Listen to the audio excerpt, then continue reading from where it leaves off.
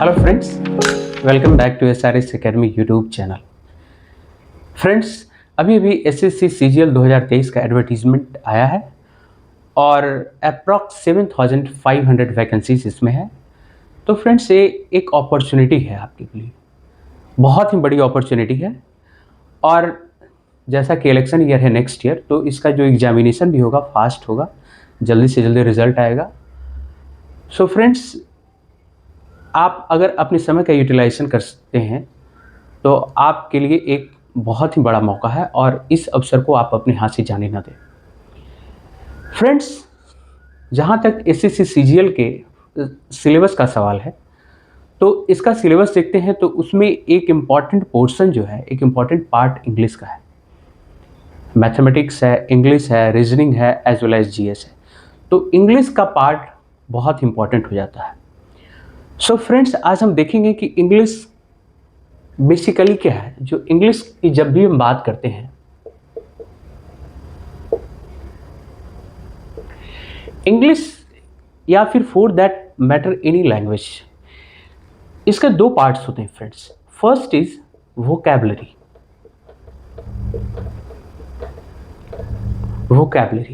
Vocabulary and the other one is grammar.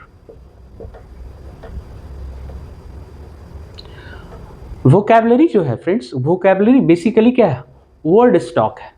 यानी कि उस लैंग्वेज में ऐसे कितने सारे वर्ड्स हैं जो आपकी एक्सप्रेशन के लिए यूजफुल हैं। यानी कि वोकैबुलरी जो हो गया, वर्ड स्टॉक हो गया, वर्ड स्टॉक हो गया, वर्ड स्टॉक।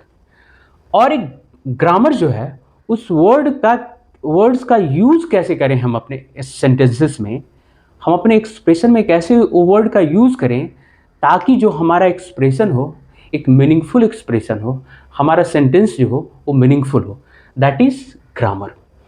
सो अगर इसको हम मीन्स एनालॉजी से जाने तो वोकैबुलरी आपके तर्कस का तीर है और ये सारे तीरों को कैसे यूज करना है एक ग्रामर के थ्रू हम जानेंगे। बेसिकली क्या होता है फ्रेंड्स, लैंग्वेज क्या है, लैंग्वेज अविरल प्रवाह है, वो अविरल प्रवाह है और ग्रामर उसको एक रूल में बांधने की कोशिश करता है। ग्रामर एक आपके एक्सप्रेशन को स्टैंडर्डाइज्ड करता है, एक स्टैंडर्ड देता है ताकि आम लोग, हर लोग उस लैंग्वेज को वो समझ सके, उस एक्सप्रेशन को जिसके लिए यूज किया जाना है उस एक्सप्रेशन को जान सके। सो फ्रेंड्स, ग्रामर क्या है? ग्रामर आज हम जो देखेंगे, आज इस सेशन में हम ग्रामर के बारे में जानेंगे। ग्रामर बेसिकली क्या है? ग्रामर इस सिस्टम ऑफ लैंग्वेज है। यानी कि अगर इंग्लिश ग्रामर की बात करें, इंग्लिश ग्रामर की अगर हम बात करें तो क्या है, इस सिस्टम है, एक पद्धति है, एक सिस्टम ऑफ इंग्लिश लैंग्वेज। यानी कि कैसे वर्ड्स का यूज करना है, कैसे हम अपने एक्सप्रेशन में वर्ड्स का यूज करेंगे वो बताएगा एक ग्रामर। इस सेट ऑफ रूल्स है, इसको और क्या कह सकते हैं, इस सेट ऑफ रूल्स है, rules for our expression. Expression में क्या आ गया फ्रेंड्स, एक्सप्रेशन में आ गया आपका राइटिंग और स्पोकन, बोथ एक्सप्रेशन की बात कर रहे हैं। अब हम ग्रामर का जब हम बेसिक जानते हैं तो ग्रामर बेसिकली जब इंग्लिश लैंग्वेज की बात करते हैं तो इंग्लिश लैंग्वेज क्या हुआ, हम एक सेंटेंस बोलते हैं। हम एक सेंटेंस कैसे बनता है, अगर सेंटेंस बेसिकली क्या है, हमारा सेंटेंस क्या हुआ, वर्ड्स, कई एक वर्ड्स को मिलाकर एक सेंटेंस बनता है जिसका एक मीनिंगफुल सेंस हो। यानी वर्ड्स हो या फिर फ्रेजेज हो, है ना, फ्रेजेज हो या फिर क्लॉजेज हो, ठीक है ना। वर्ड्स क्या हो गया, जिसको हिंदी में हम बोलते हैं शब्द। वर्ड्स क्या हुआ, शब्द हो गया। फ्रेजेज क्या हुआ, फ्रेजेज को हम हिंदी में बोलते हैं फ्रेंड्स वाक्यांश, वाक्यांश, ठीक है, वाक्यांश। और क्लॉजेज क्या हुआ, इसे हम बोलते हैं उपवाक्य। अब फ्रेजेस और क्लॉजेस का एक ही डिफरेंस होता है कि क्लॉजेस में एक सिंगल सब्जेक्ट भी हो सकता है और मीन्स इसमें सब्जेक्ट वर्ब दोनों होगा, दैट इज कॉल्ड क्लॉज। और फ्रेजेस में फ्रेजेस का अपना कोई इंडिपेंडेंट मीनिंग नहीं होता है, हालांकि क्लॉजेस का अपना इंडिपेंडेंट मीनिंग हो सकता है। अब फ्रेंड्स हम जाने कि सेंटेंस में जो भी वर्ड्स होते हैं, वर्ड्स बेसिकली करते क्या है, वर्ड्स अलग अलग रोल प्ले करते हैं, ठीक है। अब हम आज जानते हैं पार्ट्स ऑफ स्पीच के बारे में। पार्ट्स ऑफ स्पीच, ठीक है। पार्ट्स ऑफ स्पीच है क्या? पार्ट्स ऑफ स्पीच बेसिकली है the role played by words in a sentence, ठीक है। यानी कि पार्ट्स ऑफ स्पीच से मतलब है कि अरे अलग अलग जो वर्ड्स होता है वो अपना रोल प्ले करता है एक सेंटेंस में। जैसे कि हम एक सिंपल सेंटेंस लेते हैं, राम इज ए बॉय, ठीक, राम इज ए बॉय, ठीक है। जब हमने ये सेंटेंस लिया, इसका अर्थ राम एक वर्ड हुआ, एक वर्ड राम है, एक वर्ड इज है, एक वर्ड ए है, एक वर्ड बॉय है। ऑब्वियसली यहां पे क्या देख रहे हैं, 4 वर्ड्स है, but their roles are different, सबका अलग अलग रोल है। अगर हम राम की बात करें तो ये क्या है, नाउन है, ठीक है। इज की बात करें तो वर्ब यानी कि एक्सिलरी वर्ब है। ए क्या है, आर्टिकल है जिसको डिटरमाइनर या एडजेक्टिव के, ब्रॉडली उसको एडजेक्टिव के सेंस में लाते हैं, ये डिटरमाइनर है। बॉय अगेन क्या है, नाउन है, this is common noun and this is proper noun. So friends हमने देखा पार्ट्स ऑफ स्पीच बेसिकली क्या है कि जो रोल होता है, वर्ड्स जो रोल प्ले करता है in a sentence, that is called parts of speech. Now we know friends there are 8 part of speech in English grammar. कितने हैं? There are 8 parts of speech in English grammar. अब start करते हैं। First we start from noun, ठीक है। जब भी noun का अर्थ होता है, नाउन मीन्स क्या है, name. If you can name anything that is noun, which can be named, जिसको आप नेम कर सके वो नाउन है। यानी कि इसको अलग अलग जगह अलग अलग डेफिनेशन होता है, but basically it is name जिसको कहते हैं नेम ऑफ पर्सन, प्लेस और थिंग, दैट इज नाउन। अब लाइक यू कैन से Ram, Sita, India, anything, India, river, anything, table, chair, whatever name, honesty, अलग अलग तरह के नाउन। अगर नाउन का आप ट्रेडिशनली देखिए तो 5 टाइप्स होते हैं जो आपने पढ़ा होगा, हिंदी ग्रामर में भी पढ़ा होगा। व्यक्तिवाचक संज्ञा, जातिवाचक संज्ञा, द्रव्यवाचक संज्ञा, भाववाचक संज्ञा, समूहवाचक संज्ञा। लेकिन जब इंग्लिश आप मॉडर्न इंग्लिश ग्रामर की बात करें तो इसको हम डिटेल में देखेंगे, लेकिन फिलहाल के लिए आप इतना जान लीजिए, नाउन को हम कह सकते हैं, one is proper noun, okay, and other is common noun. अब जैसा कि नाम से ही पता चल रहा है फ्रेंड्स कि नाउन मीन्स नेम, यानी कि इसका प्रॉपर नेम है, और कॉमन नाउन का कॉमन नेम है। जैसे अगर आप बोले मैन, अगर मैन बोले तो यानी कि कॉमन नाउन है, लेकिन अगर राम बोलते हैं तो यानी कि ये प्रॉपर नाउन होगा। अगर आप रिवर बोलते हैं दैट इज कॉमन नाउन, अगर आप गंगा बोलते हैं दैट इज प्रॉपर नाउन। यानी कि प्रॉपर नाउन और कॉमन नाउन में सिंपल डिफरेंस है कि यहाँ स्पेसिफिक होगा। और एक चीज और है फ्रेंड्स कि जब भी हम प्रॉपर नाउन को अपने सेंटेंसेस में यूज करते हैं तो फर्स्ट वर्ड होगा, फर्स्ट यानी कि लेटर होगा, वो जो लेटर का वर्ड होगा, फर्स्ट लेटर होगा, that will always be in capital letter में होगा। लेकिन कॉमन नाउन के लिए ऐसा नहीं है।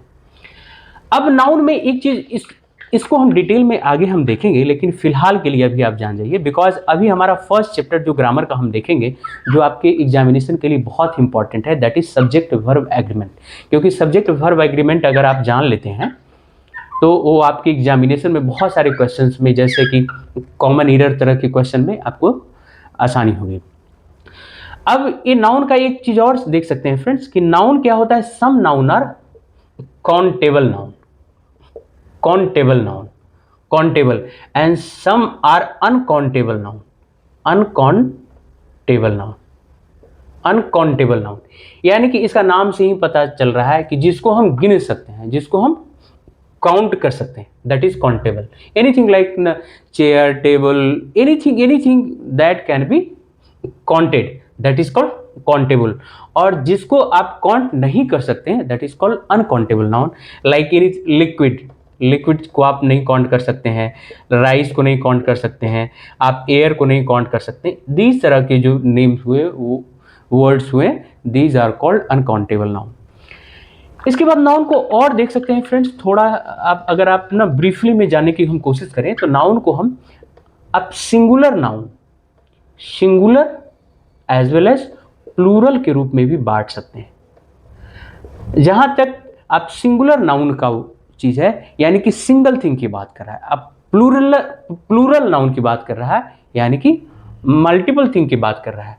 जैसे आप यहां पे लिखे कप, यहां लिख सकते हैं कप्स, यहां पे लिख सकते हैं डॉग, आप लिख सकते हैं डॉग्स, ठीक है। इस तरह की जो भी, जैसे और ऐसा भी चीज होता है जैसे बॉक्स, बॉक्स को क्या लिख सकते हैं, बॉक्सेस। नाइफ को हम लिख सकते हैं क्या, नाइफ को क्या लिख सकते हैं, नाइफ, है ना, नाइफ। एफी क्या होता है, वीएस में होता है। वुल्फ, वुल्फ को क्या लिख सकते हैं, वुल्फ, वुल्फ, ठीक है ना।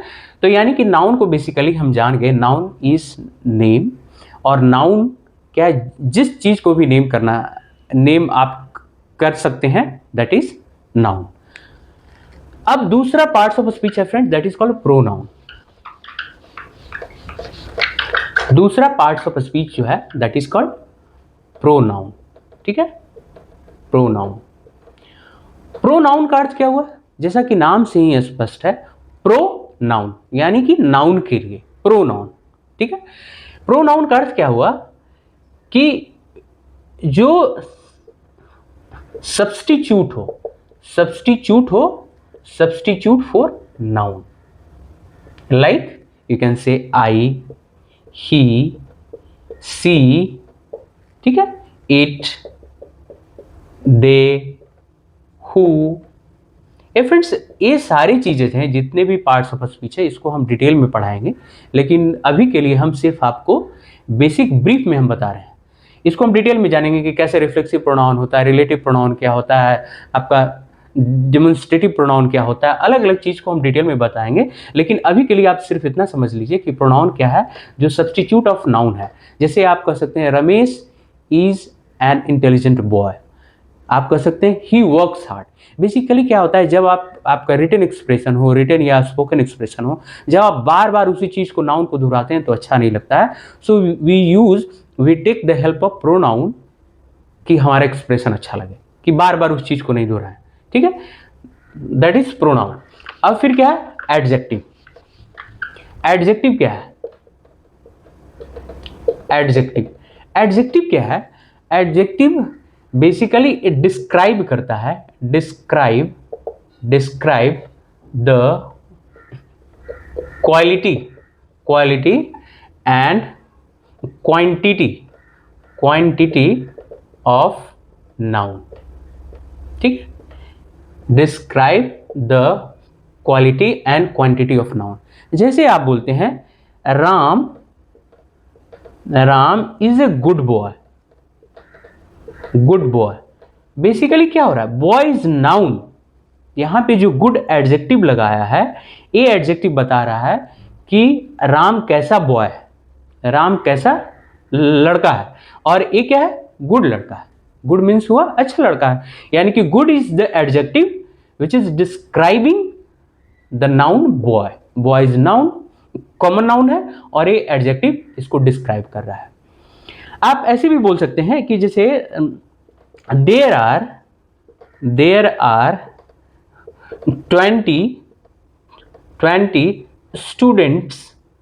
स्टूडेंट्स इन दिस क्लास, है ना, इन दिस क्लास। इसका अर्थ क्या हुआ, अब यहाँ पे जो 20 है दिस इज अगेन एडजेक्टिव, यानी कि ये बता रहा है कि how many students, these are 20 students. So adjective basically describe the quality and quantity of noun. अब एडजेक्टिव के बाद हम देखते हैं फ्रेंड्स वर्ब। अब वर्ब बहुत ही इंपॉर्टेंट पार्ट ऑफ स्पीच है, इसको हम डिटेल में पढ़ेंगे, बिकॉज अगर आप वर्ब को अच्छी तरह समझ लेते हैं तो ग्रामर का बहुत ही लार्ज पोर्शन आप अंडरस्टैंड करते हैं। वर्ब बेसिकली क्या है, दुनिया में जितनी भी चीजें होती है फ्रेंड्स, या तो एक्शन है, या तो एक्शन है, या फीलिंग है, या फिर एग्जिस्टेंस है, एग्जिस्टेंस, ठीक है, यानी कि स्टेट है, स्टेट यानी कि मूड भी इसको फीलिंग भी बोलते हैं। तो यानी कि एक्शन की तरह क्या हुआ कि मान लीजिए कि आप ना sing laugh right, these are verbs, these are action verbs. और फीलिंग की बात है तो क्या हुआ, जिसको लव हेट है ना, दीज आर फीलिंग्स। एक्शन में नो अंडरस्टैंड लिख सकते हैं, अंडरस्टैंड। फिर ना एक्शन क्या होता है, आप ना इंडिफिनिट, आप ना मीन्स इन्फिनिटिव वर्ब की बात करते हैं, बी की बात करते हैं, जैसे ना इज आर एम, ये क्या है, ये भी वर्ब्स है, these are actually verbs. Have these are actually verbs. फिर एक क्या होता है, मॉडल वर्ब्स होते हैं, मॉडल वर्ब्स होते हैं। इस पर हमने डिटेल में एक वीडियो बनाया है, अगर आप चाहते हैं तो आप वो वीडियो को जाकर देखिए, SRS एकेडमी के चैनल पर डाला हुआ है वीडियो। तो बेसिकली मॉडल वर्ब्स क्या हुए, जैसे can, could, should, these are model verbs. So verbs को जानिए फ्रेंड्स। वर्ब के बाद क्या है, वर्ब के बाद आता है फिफ्थ में क्या है, that is adverb. Adverb basically क्या होता है, एडवर्ब डिस्क्राइब क्या होगा, adjective verb as well as adverb. हम देखेंगे कि कैसे एडवर्ब इन तीनों की विशेषता बतलाता है। जैसे हम एडजेक्टिव की बात करें तो सीधे हम, जैसे हमने एक उदाहरण लिया था, राम इज ए बॉय, इसी को लिख सकते हैं Ram is a good boy. यहां पे क्या है, Ram is a good boy, यहां पे क्या है, गुड एडजेक्टिव है, ठीक है ना। लेकिन अगर हम लिखें Ram is a very good boy, ठीक है, वेरी गुड बॉय, ये क्या आ गया, ये एडवर्ब आ गया। एडवर्ब बेसिकली ये क्या, एडवर्ब क्या कर रहा है, ये एडजेक्टिव की विशेषता बतला रहा है। He is a good but not, he is not good, he is very good boy. It means very is here is adverb. अब हम देखते हैं वर्ब की कैसे विशेषता बतलाता है adverb. You can write she is writing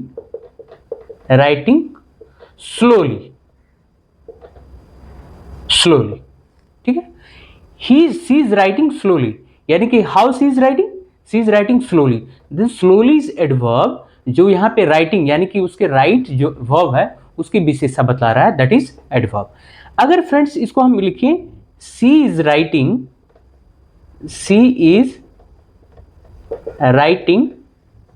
very slowly, it means क्या हुआ, she is writing very slowly. अब यहां पे डिस्क्राइब कर रहा है not only she is writing slowly, she is writing very slowly, that is very is the adverb. यहां पे एडवर्ब जो है ये बेसिकली ये एडवर्ब की विशेषता बतला रहा है।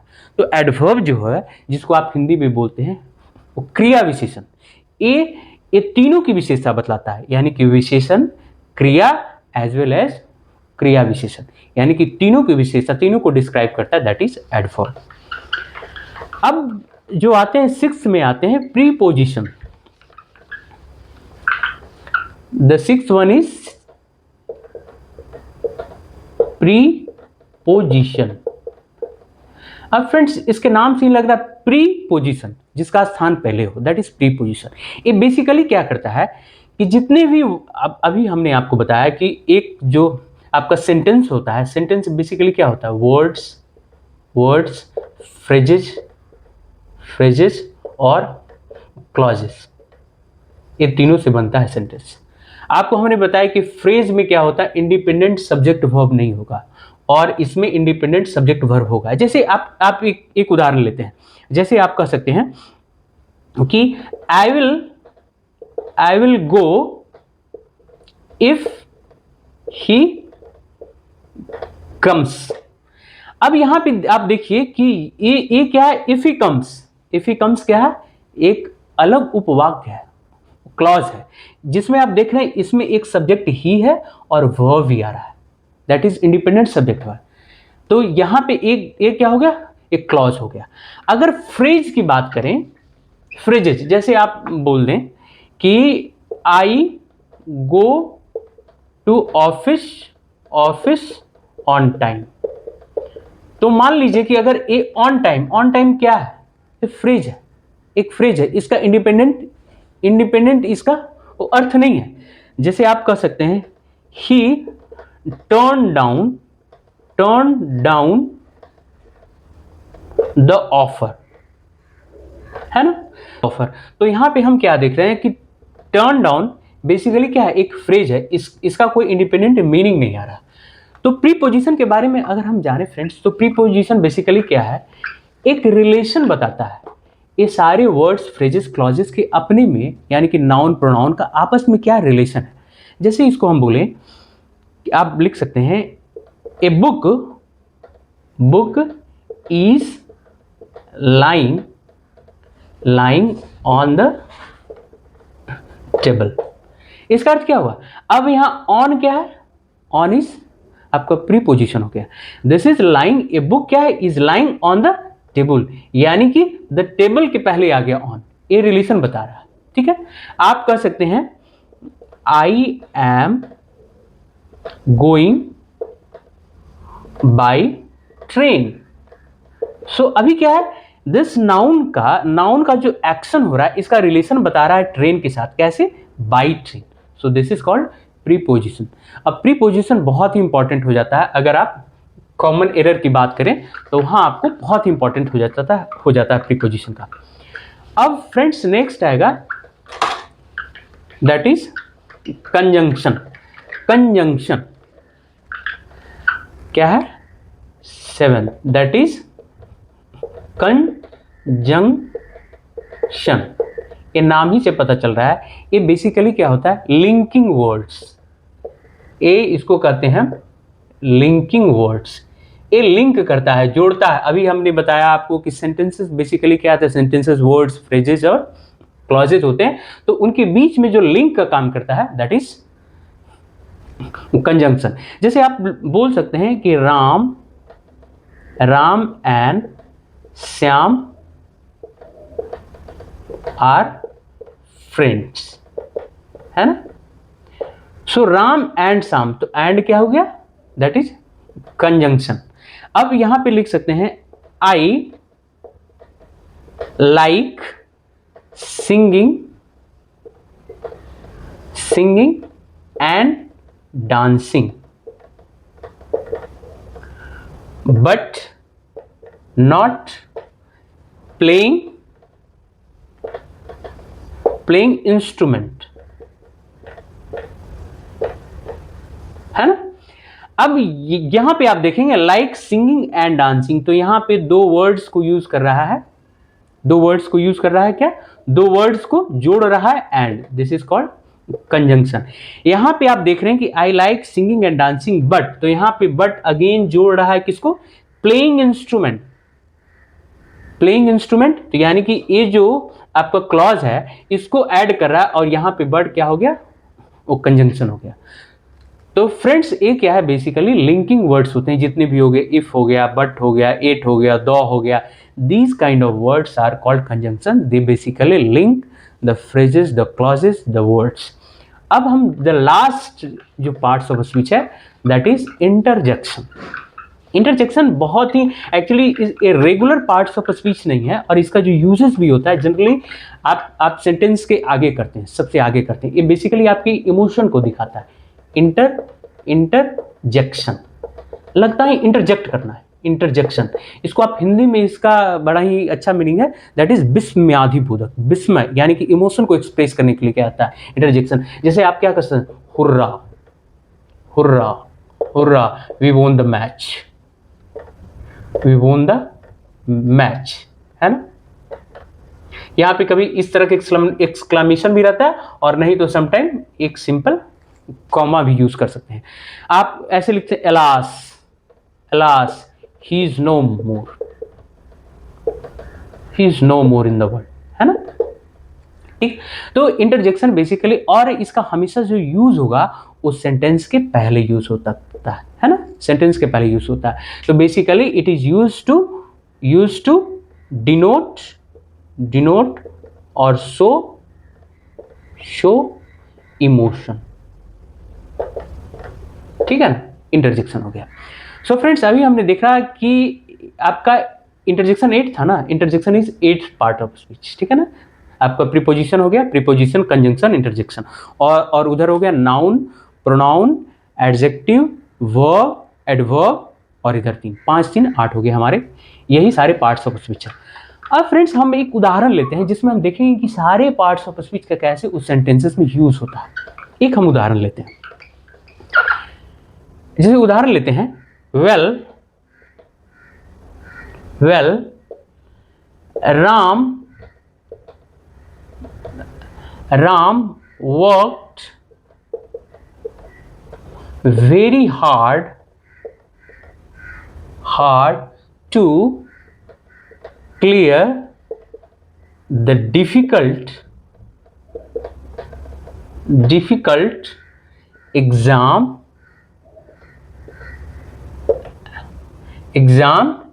and cleared it.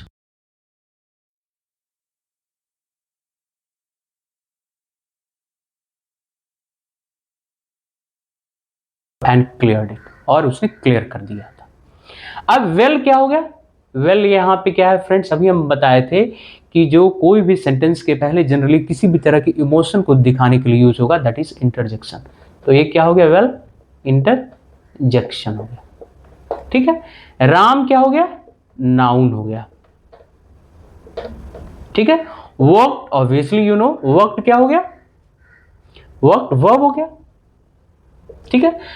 अब फ्रेंड्स यहां देखिए, वर्कड वेरी हार्ड, अब यहां पे क्या है, हार्ड भी क्या है, एडवर्ब है, ध्यान दीजिए, हार्ड क्या है, एडवर्ब है ना। वर्क कैसा वर्क किया, हार्ड वर्क किया, and very is also adverb, जो हार्ड को दिखा रहा है, हार्ड को डिस्क्राइब कर रहा है कि कितना हार्ड किया, वेरी हार्ड किया। और टू क्या हो गया, ए प्रीपोजिशन हो गया, है ना, प्रीपोजिशन। आपका क्लियर क्या हो गया, वर्ब अगेन हो गया। द क्या हो गया, डिटरमाइनर, जिसको आर्टिकल कहते हैं, द डिटरमाइनर एडजेक्टिव के सेंस में आएगा। डिफिकल्ट क्या हो गया, एग्जाम कैसा था, डिफिकल्ट था, डिफिकल्ट मींस क्या हुआ, एडजेक्टिव हो गया, एडजेक्टिव हो गया। एग्जाम, अगेन एग्जामिनेशन क्या हो गया, नाउन हो गया। एंड क्या हो गया, कंजंक्शन हो गया, कंजंक्शन, कंजंक्शन हो गया, इसको जोड़ा। एंड क्लियर्ड इट, क्लियर क्या हुआ, वर्ब हो गया, और इट क्या हो गया, प्रोनाउन हो गया, प्रोनाउन हो गया, है ना। प्रोनाउन बेसिकली एग्जाम के प्लेस पे आया, इसीलिए प्रोनाउन हो गया। तो यहां हम देखते हैं कि इस सेंटेंस में ये सारा कुछ, सारे पार्ट्स ऑफ स्पीच के यूज हो। लेकिन फ्रेंड्स, हम आपको बताते हैं कि पार्ट्स ऑफ स्पीच इतना आसान भी नहीं है, आप इसको रेगुलर देखते रहेंगे, रेगुलर समझ ले। ये आपको हमने बेसिक फ्रेमवर्क दे दिया, बेसिक फ्रेमवर्क दे दिया। दीज आर द, ना आप कह सकते हैं कि आपका ना बेसिक स्ट्रक्चर ऑफ ग्रामर है। अगर आप इसको समझ लीजिए और फिर धीरे धीरे आप सेंटेंसेस को देखेंगे, आप समझना शुरू करेंगे कि नाउन कैसे होता है, प्रोनाउन क्या है, एडजेक्टिव क्या है, वर्ब क्या है, एडवर्ब क्या है, कंजंक्शन क्या है, इंटरजेक्शन क्या है, प्रीपोजिशन क्या है, देन आपकी इंग्लिश अच्छी होगी। सो फ्रेंड, नेक्स्ट हम जो वो सेशन लाएंगे वो बहुत ही इंपॉर्टेंट सेशन होगा, that will be the session of subject verb agreement. Subject verb agreement जिसको आप कहते हैं सिंटैक्स। आप एक बार अगर उस रूल्स ऑफ ग्रामर है, अगर उसको आप अच्छी तरह से आप समझ लेते हैं तो एग्जामिनेशन पॉइंट ऑफ व्यू से अच्छा है। देखिए आपका काम क्या है, आपका काम क्या है, एग्जामिनेशन निकालना है। दो तरह के लोग होते हैं, एक है कि इंग्लिश हमको अच्छे से सीखना, एक है कि आपको आपको एग्जामिनेशन निकालना है। तो दोनों स्थिति में आपको ये सारे वीडियो आपको आपको आपको सहायता पहुंचाएंगे और आपको हेल्प करेंगे एग्जामिनेशन को क्लियर करने में। So okay friends, thank you. Please like, share and subscribe the channel if you are liking the video. Okay, thank you.